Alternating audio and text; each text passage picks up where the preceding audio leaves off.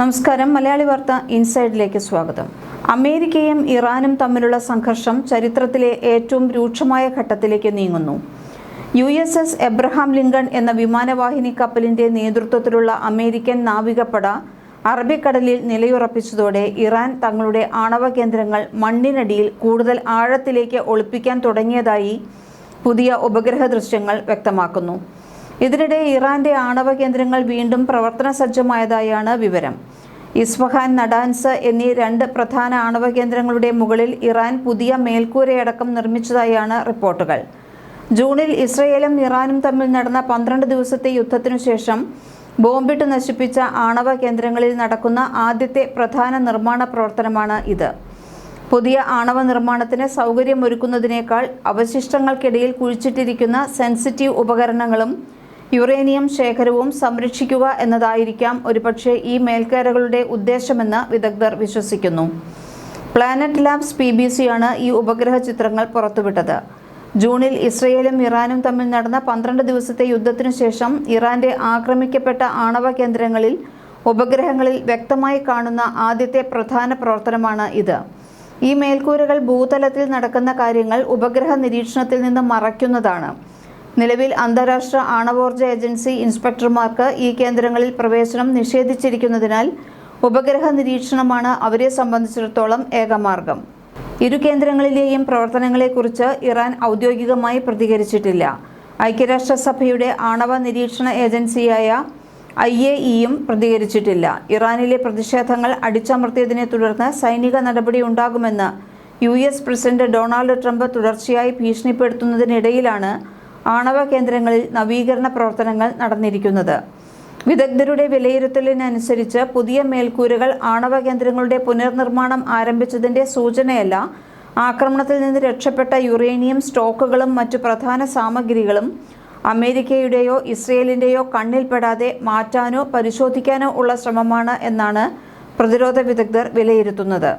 തകർന്ന ഭാഗങ്ങൾ പുനർനിർമ്മിക്കുന്നതിനു പകരം അവശിഷ്ടങ്ങൾക്കുള്ളിലെ തന്ത്രപ്രധാനമായ വസ്തുക്കൾ വീണ്ടെടുക്കാനാണ് ഇറാൻ മുൻഗണന നൽകുന്നത്. UN ആണവ ഏജൻസിയായ IAEA ഇൻസ്പെക്ടർമാർക്ക് നിലവിൽ ഈ സൈറ്റുകളിലേക്ക് പ്രവേശനമില്ലാത്തതിനാൽ ആണവ നിലയങ്ങൾക്കുള്ളിൽ ഇപ്പോൾ എന്ത് സംഭവിക്കുന്നു എന്ന് മനസ്സിലാക്കാൻ മറ്റു മാർഗങ്ങൾ ഒന്നും തന്നെയില്ല. ജൂണിലെ യുദ്ധത്തിന് മുൻപ് ഇറാന് 3 പ്രധാന ആണവ കേന്ദ്രങ്ങളാണ് ഉണ്ടായിരുന്നത്. തങ്ങളുടെ ആണവ പദ്ധതി സമാധാനപരമാണെന്ന് ഇറാൻ ദീർഘകാലമായി അവകാശപ്പെടുന്നുണ്ടെങ്കിലും സമീപകാലത്ത് ആണവായുധം വികസിപ്പിക്കുമെന്ന ഭീഷണിയും ഉയർന്നിരുന്നു. 2003 വരെ സംഘടിതമായ ആണവായുധ പദ്ധതി ഇറാനിൽ നിലനിന്നിരുന്നു എന്നാണ് പാശ്ചാത്യ രാജ്യങ്ങളും IAEAയും വ്യക്തമാക്കുന്നത്.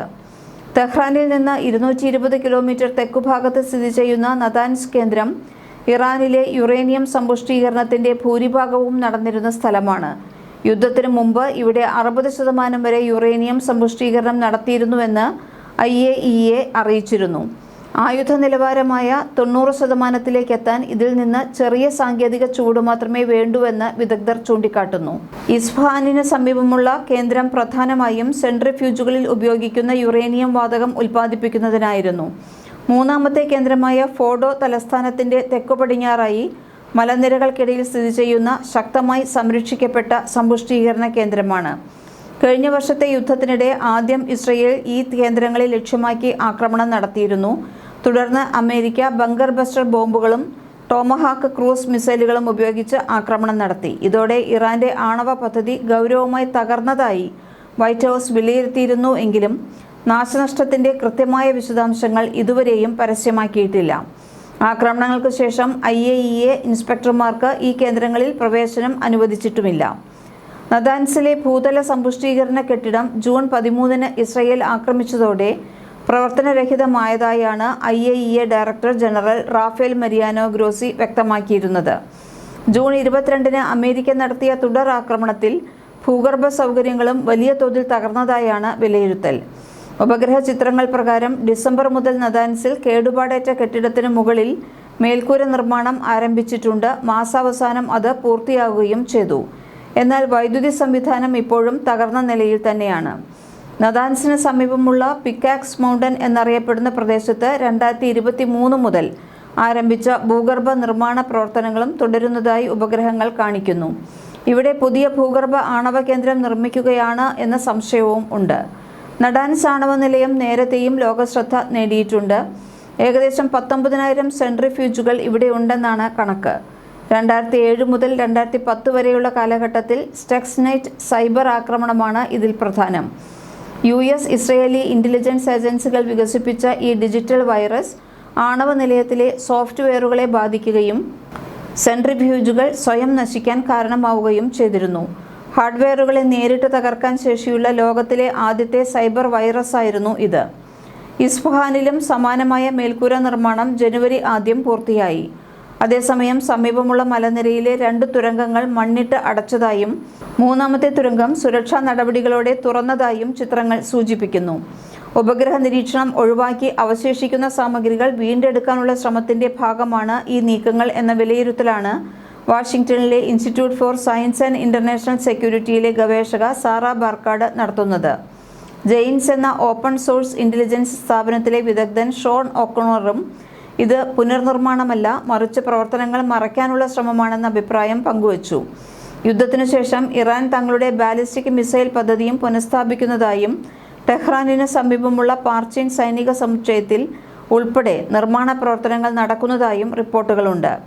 താലേഖാൻ 2 എന്നറിയപ്പെടുന്ന കേന്ദ്രത്തിൽ അടുത്തിടെ നടന്ന നിർമ്മാണ പ്രവർത്തനങ്ങൾ ഉപഗ്രഹ ചിത്രങ്ങൾ വ്യക്തമാക്കുന്നു. മിഡിൽ ഈസ്റ്റിലെ സുരക്ഷ മുൻനിർത്തി പ്രസിഡന്റ് ഡൊണാൾഡ് ട്രംപ് വിന്യസിച്ച USS Abraham Lincoln strike group Iran തീരത്തിന് സമീപം നിലയുറപ്പിച്ചിട്ടുണ്ട്. ഇതിന് മറുപടിയായി 100 കണക്കിന് മിസൈൽ ബോട്ടുകളെ ഇറാൻ കടലിലിറക്കുകയും ചെയ്തിട്ടുണ്ട്. ഇറാന്റെ സ്വന്തം ഡ്രോൺ കാരിയറായ ഷാഹിദ് ബഗേരി ബന്ദർ അബ്ബാസ് തീരത്തുനിന്ന് 6 കിലോമീറ്റർ അകലെ സജ്ജമാക്കിയിട്ടുണ്ട്. 60 ഡ്രോണുകളെ വരെ ഒരേ സമയം വഹിക്കാൻ ശേഷിയുള്ളതാണ് ഇത്. ഇസ്ഫഹാനിലെ ആണവ കേന്ദ്രത്തിലേക്കുള്ള തുരങ്ക കവാടങ്ങൾ വൻതോതിൽ മണ്ണ് മൂടുന്നതായി institute of science and international security കണ്ടെത്തി. 2025 ജൂണിൽ അമേരിക്കയും ഇസ്രയേലും നടത്തിയ ബോംബാക്രമണങ്ങളിൽ ആണവ കേന്ദ്രങ്ങൾക്ക് വലിയ നാശനഷ്ടങ്ങൾ സംഭവിച്ചിരുന്നു. ഇത് ആവർത്തിക്കാതിരിക്കാനാണ് കൂടുതൽ സുരക്ഷിതമായ രീതിയിൽ ആണവ കേന്ദ്രങ്ങളെ ഭൂമിക്കടിയിലേക്ക് മാറ്റുന്നത് എന്നാണ് പറയുന്നത്. കഴിഞ്ഞ വർഷം ജൂണിൽ അമേരിക്കയുടെ വമ്പൻ ബോംബുകൾ ഫോർഡോ ആണവ കേന്ദ്രത്തിൽ പതിച്ചിരുന്നു. 200 അടി താഴ്ചയുള്ള ലബോറട്ടറികളെ പോലും തകർക്കാൻ ശേഷിയുള്ളവയായിരുന്നു അവ. ഇതിൽ നിന്ന് പാഠം ഉൾക്കൊണ്ടാണ് ഇറാൻ ഇപ്പോൾ പുതിയ നിർമ്മാണങ്ങൾ നടത്തുന്നത്. അമേരിക്കൻ സൈനിക വിന്യാസം ഇറാൻ ഭരണകൂടത്തെ അട്ടിമറിക്കാനാണോ എന്ന ഭീതിയിലാണ് ടെഹ്റാൻ. എന്നാൽ സമാധാനം നിലനിർത്താനാണ് തങ്ങളുടെ നീക്കമെന്നാണ് വൈറ്റ് ഹൗസിന്റെ ഔദ്യോഗിക നിലപാട്. ആണവ പദ്ധതിയുമായി ബന്ധപ്പെട്ട് പുതിയ കരാറിലെത്താൻ ഇറാന് മുന്നിൽ സമയം അവസാനിക്കുകയാണെന്നും വഴങ്ങാത്ത പക്ഷം നേരിടേണ്ടി വരുന്ന അടുത്ത ആക്രമണം മുമ്പത്തേക്കാൾ ഭീകരമായിരിക്കുമെന്നും ട്രംപ് മുന്നറിയിപ്പ് നൽകിയിരുന്നു. ആണവായുധ മോഹം ഉപേക്ഷിച്ച് ചർച്ചാമേശയിലേക്ക് വരാൻ ഇറാൻ തയ്യാറാകണമെന്നാണ് വാഷിംഗ്ടണിന്റെ കർശനമായ ആവശ്യം. എന്നാൽ ഭീഷണികൾക്ക് മുന്നിൽ മുട്ടുമടക്കില്ലെന്ന് ടെഹ്റാൻ പ്രതികരിച്ചിട്ടുമുണ്ട്.